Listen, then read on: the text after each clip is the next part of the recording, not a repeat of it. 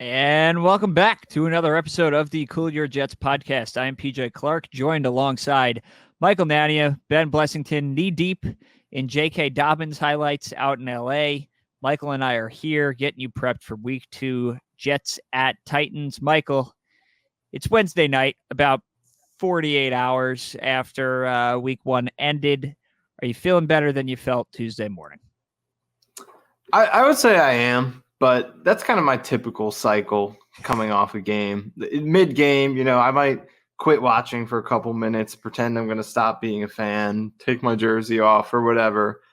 This is why I don't tweet mid-game anymore. I don't even have the app on my phone, so that's why it looks like I'm MIA. If you're tracking my feed or whatever, because I know I'm just going to say some whack stuff that I should not be saying in the middle of a game. So I prevent myself from doing that, but I'm definitely mid-game in that overreaction mode, thinking that the season's over, questioning why I commit to this. But then the next morning you start to feel that optimism, like, okay, we have Aaron Rodgers, we stayed healthy, all these things. And then, you get to the next day after watching some film and, digesting more stats and all that, and the optimism grows a little bit more. Then suddenly you're envisioning 2-1, almost 8 days from now.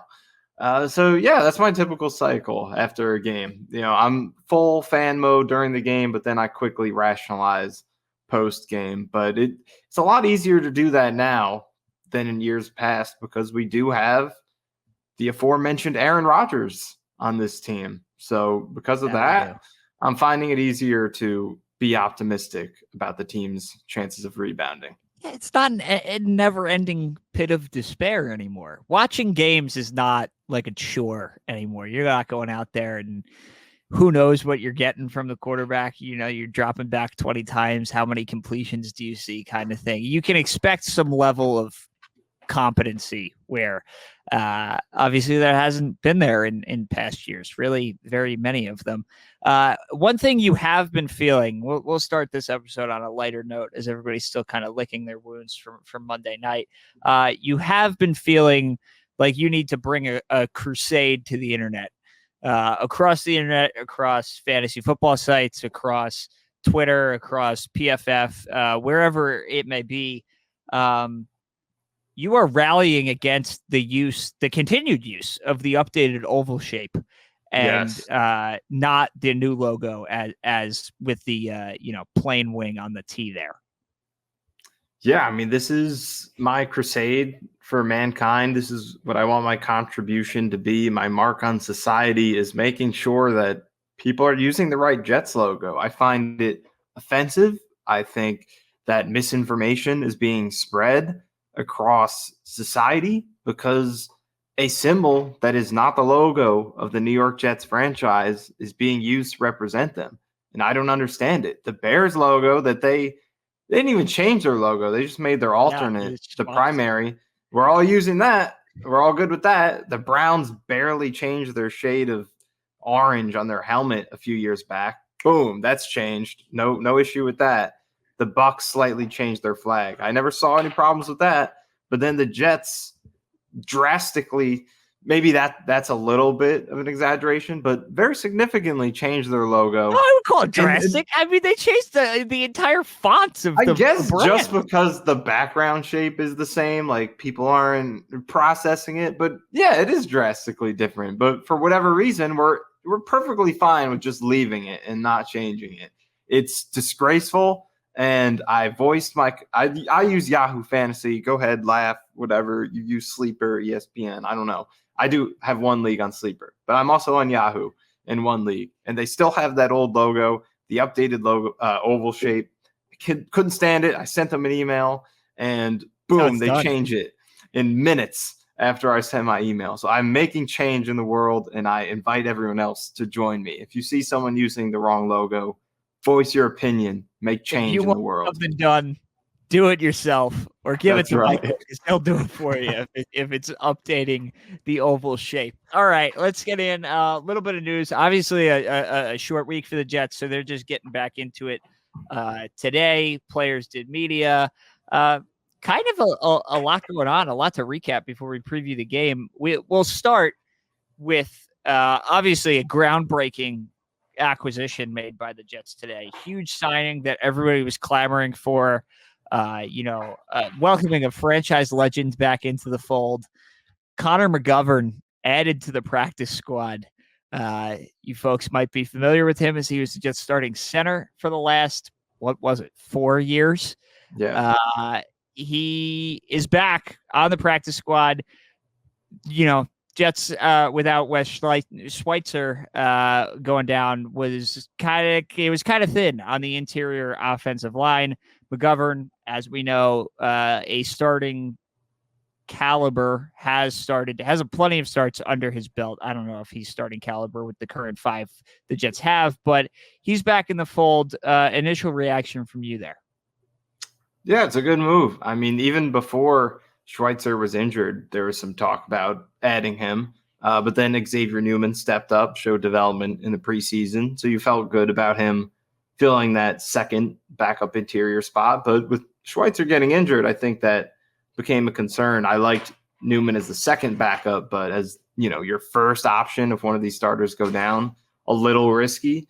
So now you have McGovern here, who's started a lot of games at center for you. He has guard experience. I don't know if he's the greatest scheme fit anymore. He's a lot more of a zone guy to me with his athleticism, but nonetheless, just have starting experience and multi-position versatility there is a good thing for sure. Yeah, I mean, it can't hurt for a guy that everybody's familiar with at this point. Coaching staff, he played for them the last couple of years. Has played alongside Elijah Vera Tucker, was in the same room as Joe Tippmann last year. I definitely think it can't hurt to bring back a familiar face. Obviously, you hope it never necessarily comes to seeing him on the field, because that would mean that some aspect of the interior offensive line is not, which I'd like to see those 3 stay together. I'd love to see Elijah Vera Tucker play as much as possible, obviously, but Connor McGovern back. I saw NYJ Matt on Twitter did the customary "I'm coming home" video. That was big. That was a really emotional moment that I'm sure everybody in the organization really felt kind of rallied around. Big day for the McGovern stands out there. Some additional news coming out of today. Jermaine Johnson posted an Instagram story, him in the weight room, saying never again for how bad he was on Monday night. Apologized to his teammates in film study this week for failure to set the edge against San Francisco. Told the media today that, never going to happen again. He'll be better. And took some shots at Will Levis, saying as he's watching the film that Will Levis is a guy, if you get pressure on him, he'll throw the ball to the other team, and did not look so great against the Chicago Bears, which, isn't necessarily wrong, but the direct quote here is, quote, "He's a talented athlete and can throw the ball pretty well, but just watching film and just understanding some things about him, especially when he comes out, he's one of those guys that when things aren't going his way, he could panic a little early," end quote. So going to be a key to get the Jets pressuring Will Levis this week.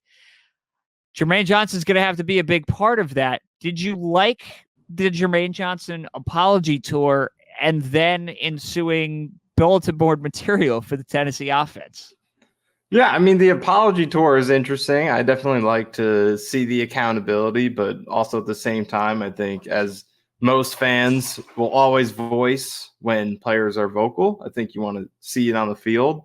But, I trust Jermaine after the season he had last year that he'll bounce back. This was a tough matchup. I did not expect much out of him against Trent Williams, but that was mainly in the passing game. I did expect a lot more from him in the run game. He did make a lot of mistakes. So I do expect a lot more out of him. And we'll talk about that when we get to previewing the Jets defense here in this game against Tennessee. But good, at least good to see the accountability and self-awareness, but got to go out there and show it. And in terms of, talking about Levis, yeah, I think that's something that you'd probably prefer to maybe keep that in your head. Keep that in the film room. Bold, yeah. It's bold.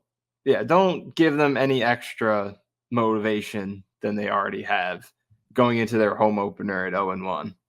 Yeah, it's just it's interesting to I don't know, like I've been racking my brain ever since I saw it. Like, when's the last time the Jets took a shot at somebody like that? Like, really? Like, I feel like the Jets are obviously the ones that get shots taken at them for good reason recently, and they are starting to fire back now with this Jermaine Johnson quote. And I like it from him because, like you said, the accountability, he knows he's got to get better. We can talk about that more later, but I don't want to underestimate this team for, they obviously blew that game bad against Chicago on Sunday, and they should be 1-0 right now. And they had some struggles in the passing game, that's for sure. And we'll get into those more later, but I definitely don't want to poke the bear going into another road game. You're not going to have the crowd behind you. Just it's a different level of intensity than, if this was the home opener or a primetime game, a primetime home opener, like next week is going to be like MetLife is going to be rocking. This is somebody else's home opener. You're walking into a hostile environment and a young team with a young quarterback that is looking to get back to 500 and not kind of call this a lost season already. So I think it's an interesting tactic. If you're going to say that, you got to go back it up. So now 11 to me has got a target on his back out here, and we got to see what, you're going to talk that talk. You got to be able to back it up a little bit against a Tennessee offensive line that we'll discuss a little bit later. Finally, everybody's favorite player, surely the favorite player of this podcast, unironically, Robert Saleh's favorite player, Michael Clemens, was praised by the coaching staff yet again this week. Saleh telling reporters that Clemens was really good on Monday night, and they were happy with how he played and the amount he played, and are going to continue to give him a heavy workload. I think we've made our feelings on Michael Clemens pretty clear, but how do you feel about the coaching staff publicly endorsing him after what we would both call a subpar at best week 1 performance? It's bizarre. I'm having a hard time figuring it out. I don't know if I've ever seen a defensive lineman after a season where he had one quarterback hit in the entire season. Now, credit to him. He's already matched that with his unblocked cleanup. Kind of on accident. Yeah, okay. Against Purdy in this game. So, good job. But he hasn't done anything to warrant this type of upside. He's not young. The guy's 27 years old already. He was never a high upside player to begin with. As a 4th round pick who was, more like high floor run defender. And speaking of his run defense, I mean, that they were running at him all day long in this Monday night game. He was over aggressive shooting inside. They easily pinned him consistently to open up the edge and had plenty of success running at him. And that's supposed to be why he's on the field. So I don't get it. And I don't like to overanalyze press conferences. I don't care. We know Saleh does plenty of coach speak. He loves to pump up his players and all that. But it is odd that he has to go out of his way to say he had a really good game and was one of the best ones in this game. Like, you could just say, we like how he played. He'll continue to play. Just something simple like that. But it just feels like Saleh is always trying to justify Clemens' playing time when everyone could see that there's nothing to be justified. That's who their reinforcements are at this point without Reddick, with the players they lost. So he's playing, and I guess we understand that, but there's no need to try to gas it up, I guess. So I don't know. It's puzzling for sure to try to figure out why they're so enamored with him. I mean, he very clearly was targeted by San Francisco with a backup running back out there. It was like, all right, we're going to find 72. We're going to go at him. And to Kyle's credit, it worked great. That's why Kyle Shanahan, best in the business, baby. That guy knows where to find a weak spot on a defense. But to say that after the game, that obviously the defense as a whole was bad, but the one guy that the 49ers were just absolutely targeting in the run game and had no answer for it, had one sack again, free rusher almost on accident, coverage sack. It's tough. It's really tough I understand that Saleh is never going to throw anybody under the bus, and he has developed defensive line talent for multiple years now and everything that comes with that. But it's just a tough look when, do the Jets have anybody better?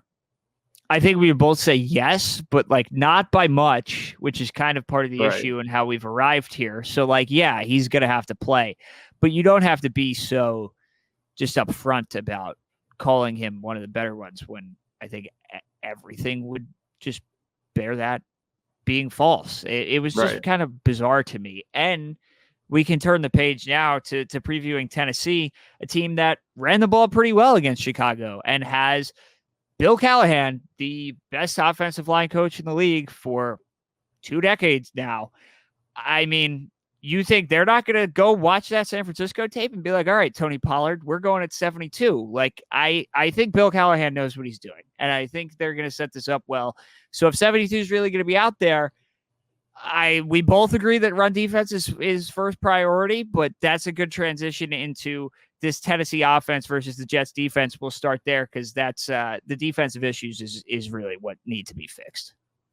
Yeah, and it's all going to start there in this game because Tennessee took control of this game in week 1 early on. I mean, they had 2 very long drives in the first half, a very similar formula to what worked for San Francisco against the Jets. They were leading this game 17-0 in the second quarter, 17-3 at halftime.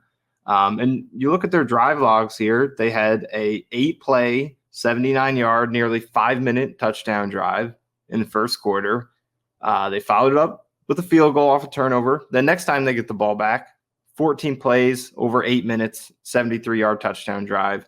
And you're going into half up 17-3 with Chicago possessing the ball 4 times in the first half. That sounds a lot like what the Niners were doing against the Jets. So, Like you said, they've invested a lot in this offensive line. J.C. Latham, Skoronski, 2 first-round picks. Lloyd Cushenberry, big money free agent center. Second-round pick, right guard in Dylan Radunes. And then third-round pick at right tackle. They got a lot invested in this offensive line, and they got a coach who can coach them up. Mixed bag in week 1. They ran the ball well. That is definitely something they were successful with and what allowed them to get that lead. They ended up with 140 rushing yards. Tony Pollard looked very solid in his debut. Pass blocking, you can get to them, though. 5 pressures allowed for J.C. Latham at left tackle in his debut. And then to his right at left guard, Peter Skoronski also allowed 5 pressures. And Will Levis is a guy who holds the ball and takes sacks. So the Jets can get after them in this game. They struggled to do it against San Francisco, but this is the game for Jermaine Johnson, for Quinnen Williams, who wasn't bad, but wasn't Quinnen Williams against San Francisco. This is the game for them to really be lights out. And like you said, Tennessee's licking their chops too after watching that Jets film against the Niners. But if the Jets are who they think they are, if JJ is going to have the rebound that he thinks he's going to have, you should be licking your chops to play these young offensive linemen who gave up quite a few pressures last week. So, yeah, pass rushing, they got to get after them. But for sure, I think stopping the run is where it all begins. And how do they do that? I think it's discipline. It's not being aggressive, shooting gaps, trying to make the big play. It's, hold your ground, clog up the running lanes, and trust your teammates to rally and make the tackle. I feel like watching back that run film against the Niners, I put it primarily on the edge rushers. I mean, the defensive tackles were not good either, but I think it was mainly the edge guys. Clemens, Jermaine Johnson, Will McDonald was part of it too, but didn't play quite as much. It was just a lot of, shooting into the backfield so aggressively, and San Francisco was ready for it. Shanahan knew what was coming, and he was like, all right, our tackles are just going to ride you to the inside. We're going to bring a tight end or a fullback across. They'll kick out the second-level guy behind you, and we're going to be off to the races time and time again. And that worked all game long. So the Jets need to adjust off of that, and their edge defenders must be more disciplined and patient in this game and not allow the Titans to create some of those running lanes because they will run the ball. They will try to forge some of these drives where they have 10, 14 plays and are just keeping Aaron Rodgers on the sideline. So it all starts at the run defense. And this is a team that has offensive line talent, has a solid running back, and wants to run the ball. So the Jets' main weakness from last week is going to be tested again. Yeah, I just, you look at how well Tony Pollard played last week, and I think that's obviously a major concern. And Tajay Spears is no slouch either. But you mentioned they've invested a lot into this offensive line, to back top 10 picks, and they are, obviously trying to keep not only a young quarterback protected now after drafting him last year and then following up with an offensive tackle in the first round this year, but they're trying to run the ball. They paid Tony Pollard a lot of money to go in there and try to set the tone as a run game. And they were successful in doing so against Chicago, at least early. And then it all fell apart on them for a variety of reasons, not necessarily on the offense entirely until the pick six of a generation occurred. But I agree with you that it's just, you got to do a better job of setting the edge. And Jermaine, as we said, self-admitted to that he wasn't good enough. Clemens was not good enough either. You saw a lot of Jalen Holmes near the end of the game. Do you think about, Ben was the one that actually brought this up, and I think it's a great point that maybe do you call up Bruce Hector from the practice squad this week? Yeah. A guy who had some really nice run fits in the preseason and has been up and down across active rosters, played a little bit for the Jets last year. Like, is that a guy that you could bring up to help shore up the run defense? Can you get more from Kinlaw? Another thing that we both mentioned that we would like to see changed: get Ashton Davis out of the game in favor of Sherwood. Like, so many Ashton Davis steps. You don't need three safeties out there. Can we beef up the interior, kind of stack the box a little? The Jets have the benefit of two elite cornerbacks and a very, very good one in DJ Reed, to the point where if you wanted to stack the box, maybe not against San Francisco with the amount of quality weapons, but even if, like, San Francisco is not a team that is going to burn you downfield. Ayuk is the only guy out there. The Jets did a pretty good job of handling that. You can stack the box and leave your cornerbacks on an island a little bit. Like, you have the benefit of elite talent in the secondary that you don't need a third safety. You can kind of live in a beefier. You have two great linebackers. Like, you're not giving your great linebackers an opportunity to make plays in the run game if your defensive line is not gap sound, and they were not gap sound on Monday. And I think that goes across, frankly, it goes across everybody. I mean, Quinnen was good. Quinnen got in the backfield a couple times. Like, that's what he's going to do, but he can't do it all on his own. And this is not, it's been weird. Like, Fangio gave a quote today. I know everybody just wants to shut up about Bryce Huff, and so do I. Fangio made a quote today that Bryce Huff is not one of their best four guys, and that's why he's not playing a lot. Bryce Huff is not one of their best four guys. He was never one of the Jets' best guys against the run. That's why he's not on the team anymore. But you know who was? John Franklin Myers. And the JFM to Michael Clemens replacement is 0 for 1 right now. And it's could hopefully get better, but I have a feeling it might only get worse. And that, value and maybe misallocation of resources and not trying to restructure that deal and bring the cap hit down or anything and just straight up trading him for effectively a salary dump is really come back to bite the Jets. Was that the difference in a borderline blowout loss against the best team in football? No, it wasn't. Could it be the difference against a team that you should go out there and beat in Tennessee? It might be. I hope it's not. But if Tony Pollard runs like he did against Chicago on Sunday, I expect the defense to step up. But if you get the same level of effort from the defensive line and the same gap that they had on Monday, I think we could be in for another long week. Yeah, and I think that's why this is a really interesting matchup for the Jets coming off of that first game, because yes, the Titans are not nearly as talented or proven of a team as the 49ers, but they're also going to try and beat the Jets in very similar ways, especially after that blueprint was established by the 49ers. But that's just the identity of this team and what they want to do. They've invested heavily in this offensive line to not only protect Will Levis, but to run the football. And that's what worked for them in this first game against Chicago, with multiple long touchdown drives in the first half that gave them a 17-0 lead. Both those touchdown drives, if you look at how they did it, it was like 5 yards, 6 yards, 7 yards, nothing big, just long, consistent drives. So they're going to try to beat the Jets in the same way. And look, I'm going to get to this conclusion by the time we're done with this podcast. The Jets should be expected to win this game handily. Oh, But you think so?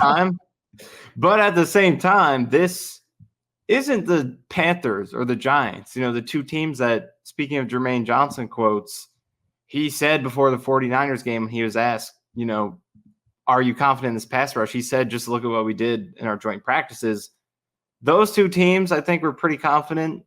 Every defense is going to look great against them this year. I don't think the Titans are quite at that level of futility. They have bodies on this team that are competent, solid players. I don't think anyone expects them to be a top half offense or, anything close to great, but they're going to have some good games this year. They should be 1-0 right now, and they're going to steal some victories and have some games where their formula works. And the Jets have already shown that formula could work against them. So it's an interesting matchup. It's a very good measuring stick because I think if they could have big time success in this game, I think it's meaningful because it shows coming off that first game that the Jets can adjust to that type of offensive approach and be successful against it. So I don't think it's totally meaningless if the defense turns it around and has a great game in this one. I think it would prove a lot. So it's a really great measuring stick for them to draw this game here. Yeah, I think they have the benefit of going against a lesser team than San Francisco. You can make the argument that all teams are lesser than San Francisco if you wanted to, which we've done a handful of times here. But when you get a struggling young quarterback with, yes, weapons that they spent a lot of money on, but does Tyler Boyd really scare you? No. Does Calvin Ridley really scare you? He doesn't scare me that much. Feel free to bring this back up when he burns sauce for the worst games. Yeah, of course. I'm turning into Jermaine Johnson right now, but I don't know. I think they have this benefit of a good get right game before you go home in a packed house, in a powder keg environment against, yes, objectively on paper, a bad New England team.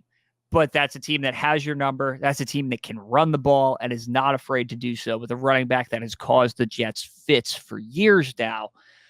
I think this is a good get-right spot that really is a tone setter for not only this early stretch where we said, looking at this schedule, can you get to 4-1? Can you get to at least 3-2? This kind of tells you a lot from the rest of the season. If the defense is just incapable of bouncing back and taking advantage of a young quarterback, then I'm not going to say it tells you all you need to know in week 2, but it's certainly telling you a lot. Yeah, absolutely. And there's a few goals that we laid out here going into this game that I think are realistic. And if they can accomplish it, it would be promising going forward. You came up with this one. Get at least 3 real sacks. Yeah. Real sacks. And what do we mean by that?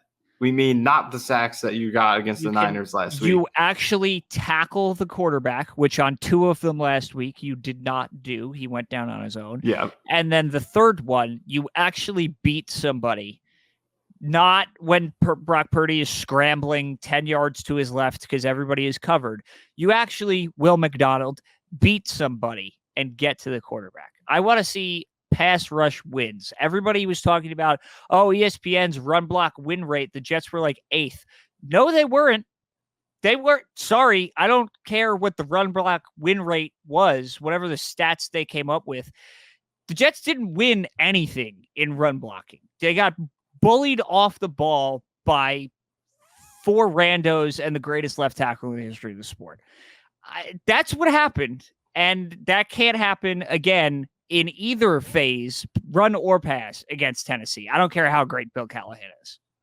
Yeah, so that's the gist of it. Get legitimate wins because they're getting bullied, like you said. And Kyle Shanahan schemed it up. Give him credit.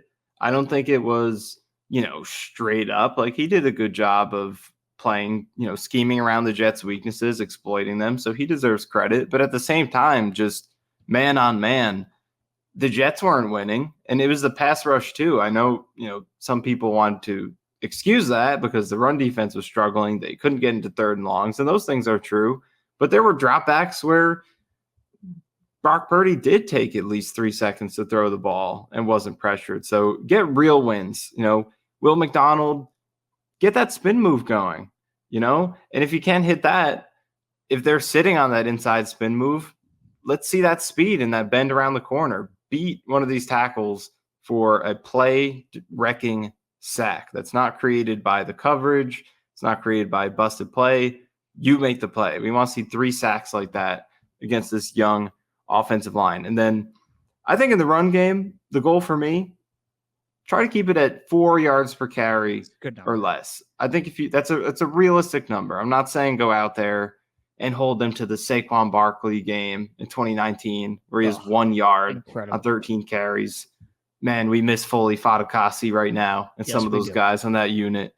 But I'm not saying do that. I'm going to keep it realistic for now.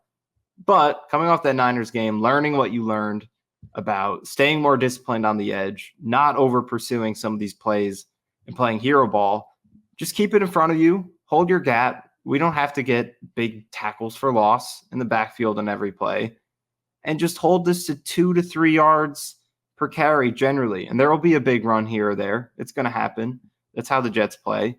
But if they can generally keep those first and second down runs to maximum 3 to 4 yards and avoid those 7-8 yard chunks, get Will Levis into at least, 3rd and 5 plus consistently, I think they're going to be in a really good spot to get this pass rush back on track and force some turnovers and allow the offense to get on the field and actually build some momentum throughout the game. It all starts with that early down run defense. And to do that successfully, I think you got to be disciplined on the edge, because that's what last week they really struggled with, is Jermaine Johnson and Michael Clemens on that edge. So I say 4 yards per carry or below is a good number to shoot for. If they could do that and get 3 real sacks, legit wins, I think they're going to be in a very good spot to be successful defensively here. You took the words right out of my mouth. And it sounds so stupid to just say this as like a key to the game, however you want to brand this on some talk radio show. Make Will Levis beat you. That's it. That's it. Like, Tony Pollard proved that, last year he took a while to get going because he literally broke his leg in January and then started week 1, which is kind of a ridiculous statement. He proved to me in week 1 or in week 1 of this year against Chicago on Tennessee, that he looks like that same guy. He looks like an upper tier running back again to me, and is one of the most talented players in the league. You're going to have to play well against Tony Pollard, and Tajay Spears is no slouch to me either. Take your chances with Will Levis. Take your chances. Lean on the secondary. Lean on the elite players in this defense to make the plays for you. Sauce, obviously, whatever stinger, take a breath, whatever happened on Monday happened. But when he was in the game, he was still making plays. He was still the elite guy that we know and love. Can you keep this to, even if it's 3rd and manageable, like 3rd and 5, 3rd and 6 is way different than no 3rd downs or 3rd and 1 or 3rd and 2, which is what San Francisco had most of the time. Much less if you get it to 3rd and 8, 3rd and 9, 3rd and longer, and then you can unleash Will McDonald or attack McKinley and just pin your ears back and go kind of thing. All right, we've hammered this Jets defense that, yes, has to be better enough. The offense, with notably accurate quarterback Aaron Rodgers, just as accurate as Patrick Mahomes, for all of those wondering if he still had it. I'm sure everybody here has seen the chart with the updated oval shape on it, not the current logo, as Michael so gladly pointed out on Twitter. This is another defense that made a bunch of offseason acquisitions. Kenneth Murray and Ernest Jones, a very late cut-down day acquisition, a trade with the Rams to get the Rams' leading tackler from last year over to Tennessee. Obviously, the high-profile trade of L'Jarius Sneed, who was, fun fact, Tennessee's worst-graded player in Week 1 by PFF. something to note there. Not only L'Jarius Sneed was an off-season acquisition, our old friend Jamal Adams will be making his season debut for the Tennessee Titans. I'm sure we'll have a lot of fun with that. He already is. Michael, when you look at this Tennessee defense, what strikes you as potentially an issue for the Jets on Sunday? It's the run defense. And, we talked plenty about the Jets' run defense against the Titans' rushing attack, but you flip it the other way. That was also a major issue for the Jets in week 1, and it's also poised to be a challenge this week. The Titans were good at stopping the run last year. It's one thing that they could really rely on in terms of yards per carry. They were near the top.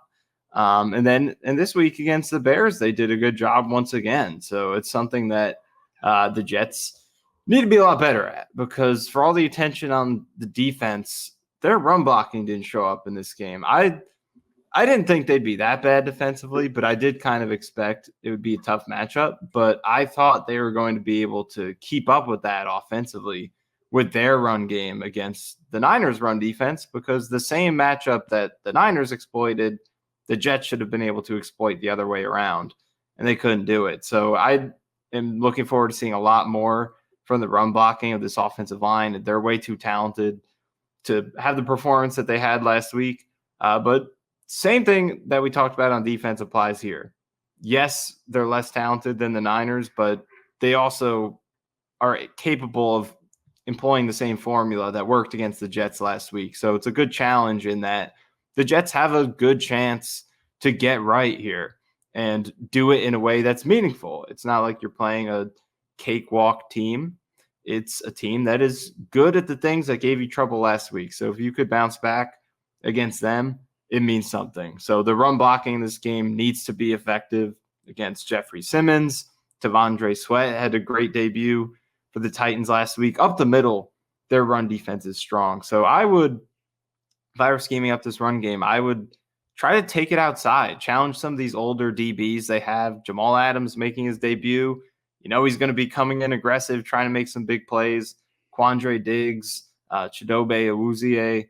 They have, some older DBs here that I think you want to challenge out on the edge instead of going up the teeth of this defense. Kind of the opposite of last week's game plan going in. So run blocking's got to step up, and I would say take it outside.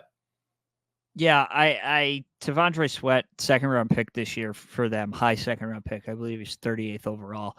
Really talented player that had a strong debut. You watched that tape back from that game, and I was really impressed with him and how he played off of Simmons. So they have a formidable interior defensive line that the Jets are going to have to deal with here. Listen, they have to run the ball better than they did on Monday. I watching it back, obviously Rodgers looked good and we know what he's capable of. Well, maybe we don't know necessarily to the extent of what he's capable of in, 40-year-old with an Achilles right now, especially early in the season. So I would expect the Jets want to rely on the run game. And this is as good a place as any to kind of try it out. You have a linebacker tandem that, has a lot of counting stats and tackles in Ernest Jones and Kenneth Murray, but those are not elite players to me. Those are guys who have their deficiencies, not as athletic, for example, as the two that the Jets have. So you can kind of attack that second level. You can attack those edges versus going up the middle. And we are talking about how can John Simpson push and pull and pin against Javon Hargrave and take him out of the equation? Well, the Jets weren't able to do that successfully. So now you go back to the drawing board and what can you do to get Breece Hall into a rhythm? I think that was the biggest thing. Never got into a rhythm. Even in the passing game, not a lot of end around, not a ton of motion, no screen game. Just was kind of the one screen, the fumble was more of a dump off. I don't even know if it was necessarily a designed screen. Like I would like to see Breece get more involved immediately and hopefully get off to a better start, because I feel like once the first two drives, he kind of kept on getting stonewalled. It was pretty clear that it wasn't going to happen. And then the game got away from him. And at that point, you're not trying to run the ball down anybody's throats. So I think you maybe look at what Tennessee did to Chicago, especially in that first half, where they were so successful with Tony Pollard on the ground, and try to employ that strategy for the Jets this week. Yeah, I mean, it's a major cliche to say, oh, you got to start fast. But especially after last week, I think that's something that's important. You look at the want the ball. I want the ball. Yeah, I want the ball. That unlike last week, I want the ball bad. I need to go down the field and score a touchdown in the first possession of this game. Yeah, I think the Jets had the Niners number early. If Lazard catches that third down pass on the first drive, you don't know where that drive is going. And then Breece Hall fumbles to start the next drive, and that's something that you don't expect to continue. So, yeah, I think they had an opportunity to get out to an early lead. That could have changed the trajectory of that game. If the Jets were leading, the Niners call their game a lot differently, and they don't have the opportunity to pound the ball and chew clock the way that they did. So cliche, obviously, but I think if the Jets can come out and establish their will on the ground, have some strong drives, not make the same mistakes that they did, they could put their defense in a much better position to alleviate some of the issues that hurt them last week, especially against this Titans team that's going to try to do some of the same things. But looking at other parts of this Jets offense and their matchup against this defense, I mean, you mentioned Jamal Adams is playing this game. I mean, find that man wherever he is on the field. Go at him. That matchup. Run at him. Throw at him. Whether it's Tyler Conklin, whether it's Breece Hall, if he somehow, by some miracle, finds himself on Garrett Wilson or any of your wide receivers for that matter, Lazard, you got to be going after him. The Lazardessence, damn it. It's happening. The Lazardessence. Are we going with that one? I don't know. It felt good coming off the head. I mean, I'm sure there's something we could find that's a little rolls off the tongue a little bit better than that. But I mean, credit to Lazard for, having the performance that he did. But man, I wish he wouldn't have that drop early. And what do you think of Rodgers kind of calling him out in the media for that? Are you for the public? Sure. The guy quit on the team last year. Call him out for whatever he wants. I mean, and it's different when it's Aaron Rodgers doing it. If Zach Wilson stood up there last year, it was like, hey, Al Lazard quit on the team, I would be like, yeah, I would too. It's a little different when Aaron Rodgers is the one saying it. So I'm pro that. But I'm also kind of pro Lazard. Think we might be back. It's early. I reserve the right to change this take, but I think I'm pro Lazard. I mean, the catch he made on the vertical ball down the left sideline, that was a legit catch. Late hands catch, something he doesn't. I also think it was the best throw of the night. I mean, that was money. That was money throw. Beautiful. And let's quickly praise Rodgers a little bit now that we've had a chance to process this game. He was their best player on the field on either side of the ball. As he should be. You cited that chart, his PFF grade. I think that's the big source of fans kind of restoring their confidence a little bit as the week has gone on, at least for me. But I think other people, it's kind of working this way too. There's no offense to our friends over at PFF. One of my best friends in the world works for PFF, so I'm not going to take too many pot shots at them. If you needed PFF to be like, yeah, Aaron Rodgers is the fourth best quarterback in football, if you needed that after watching that game to be like, oh, Aaron Rodgers is good, you didn't watch and realize that Aaron Rodgers was good. Like you needed the validation after watching the last, not even 2 years, like 5 years since they drafted Sam Darnold, since that game in 2018 against the Packers literally was the last quarterback performance even remotely on par with that. I figured everybody would just accept that from the eye test, but I'm happy everybody's come around with it now. Oh, yeah. I mean, I just think it got swept under the rug because of how disappointing everything else was. And he didn't have the great fantasy stats and box score stats. ESPN is easily that was able to go out there dumbest graphic I've seen in my with their graphic of like, oh, Aaron Rodgers had almost the same stats as Zach Wilson in Monday Night Football last year, and he lost. Well, Zach Wilson won. But so it was easy to drop all that. And in the final score, like so many narratives were easy to throw out there. But every Jets fan watching that, I think, had to be thrilled with what he put out there. And I think you made the best point. in like there's another quarterback out there right now who's coming off an Achilles, and he clearly He looks was like, if depleted. you have not seen Twitter clips or like gone back and watched that game, if you are Yeah. at all concerned about what Rodgers is currently or might be at any point this year, go watch Atlanta Pittsburgh, because like, oh my God, is Kirk Cousins unplayable, and they don't have a choice, and it could be exponentially worse. I'm telling you, he was just. I feel bad for the guy. Honestly, it's pretty clear he shouldn't be out there. Yeah, that was the biggest question is you didn't know when Rodgers took the field for the first time, was there going to be noticeable physical decline? Not versus who he was in his prime. We know he's not that. But versus, 2 years ago when in 2022, 3 years ago, 2021. And there's not.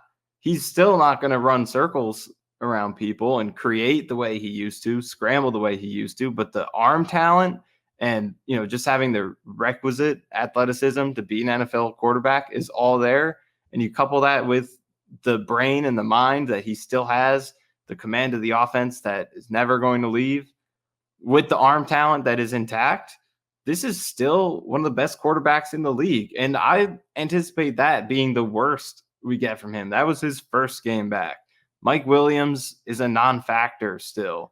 These guys are all still working their chemistry back together. So if that's the minimum of what you're getting from Aaron Rodgers, I would be thrilled about the potential of this team going forward. That's not to overlook some of the issues they have, but the number one question this team has had for the last 5 decades just got its most encouraging answer that it's pretty much ever seen over that span with what Rodgers did in that game. And like, some people are probably listening to this thinking I'm like, hyping it up way too much, but like the numbers are there in terms of what he did compared to what we're used to seeing from Jets quarterbacks. The eye test was there. We haven't seen anything like what he did in this game, as modest as it may have been.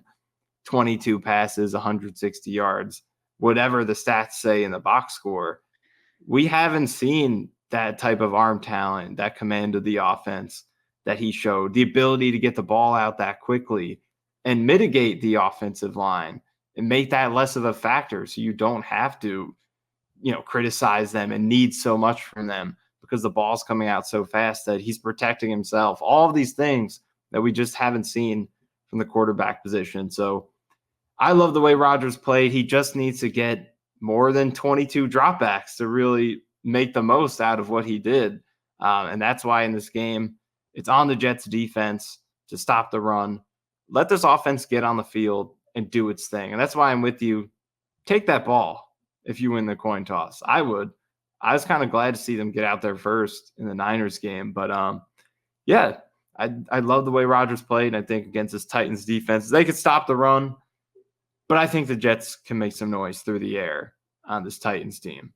I wish Monday was just a different script. Like, I wish they didn't go like, it was what, 13 and a half game minutes, but it was like almost legitimately an hour between touching the ball. Like, I just wish we had a larger sample size, because I think in the whole of it, if the counting stats looked better, I feel like everybody would just feel better. But even without the counting stats looking better, it was that throw to Lazard on the sideline is like, that's stuff that's rarely, if ever, happened before. Getting the free play. He's the greatest of all time at doing that.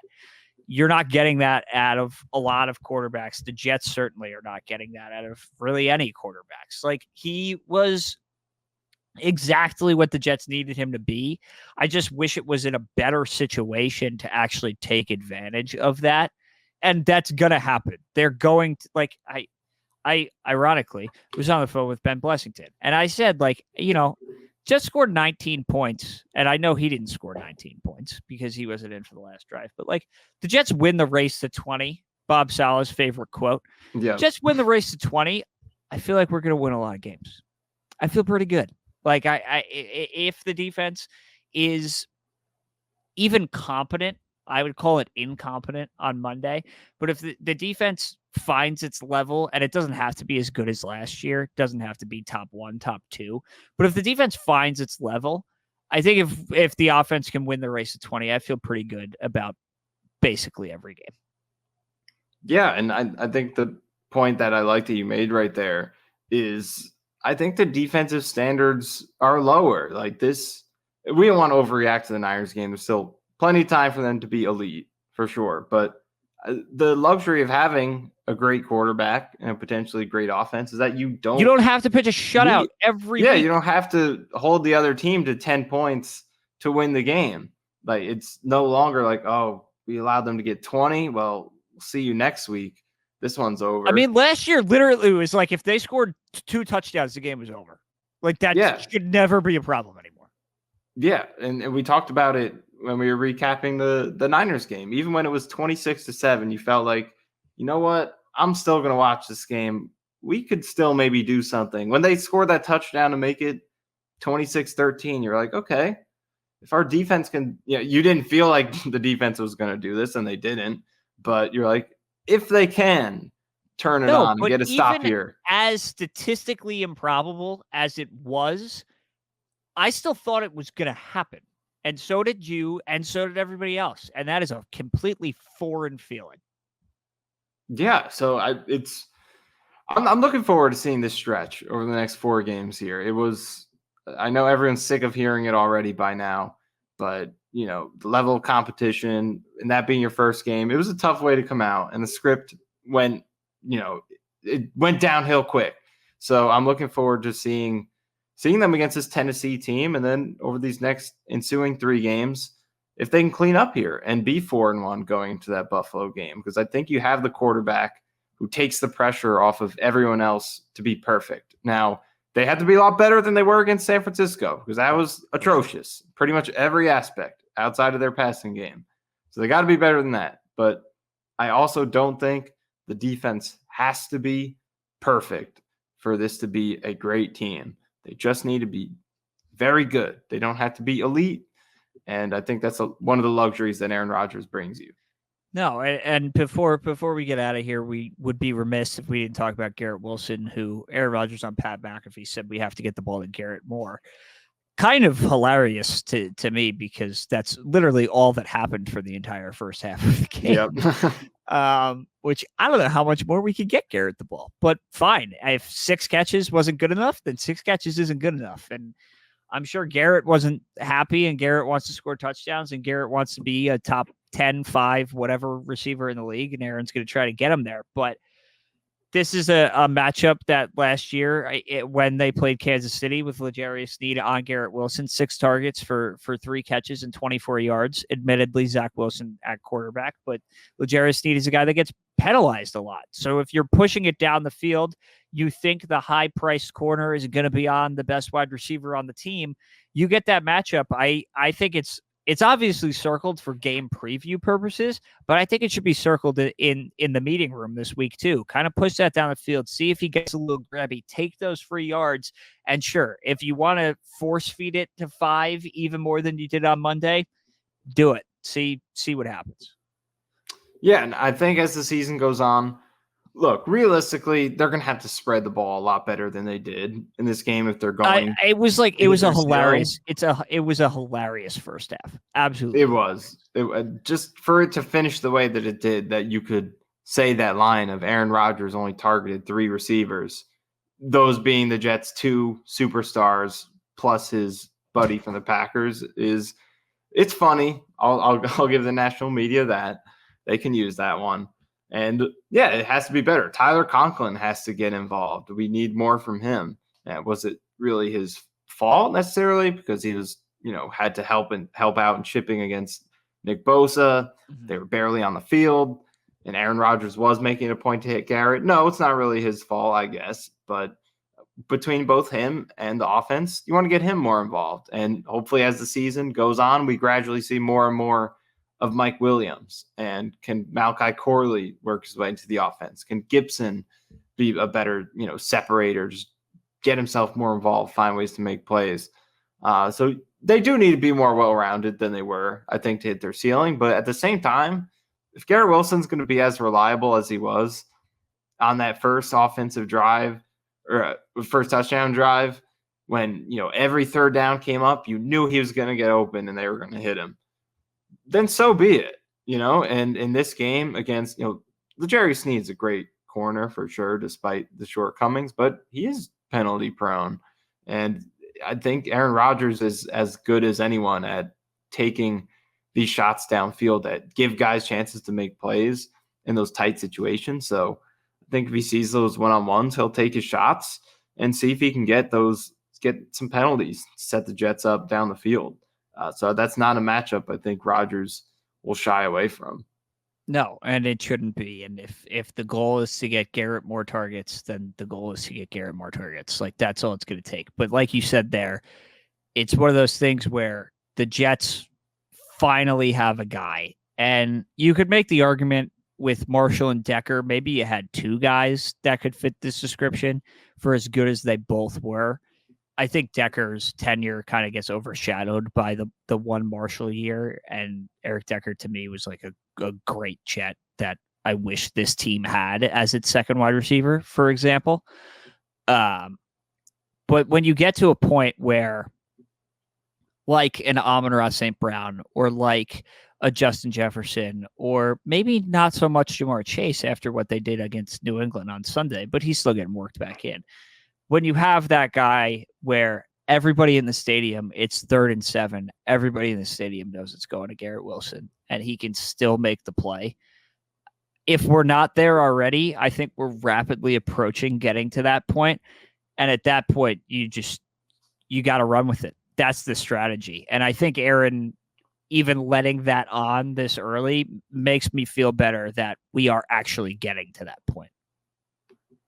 Yeah, and he's already had so much success with a receiver like that who, any situation, you knew he was getting the ball, just force feeding him targets with Devontae Adams. Then after that, a lot of running back targets, and they have a running back in Breece Hall who could eat up the passes that went to Aaron Jones, A.J. Dillon, Jamal Williams, all those guys that Rodgers like to use. So they're built to mimic a similar model that he's had a lot of success with late in his career.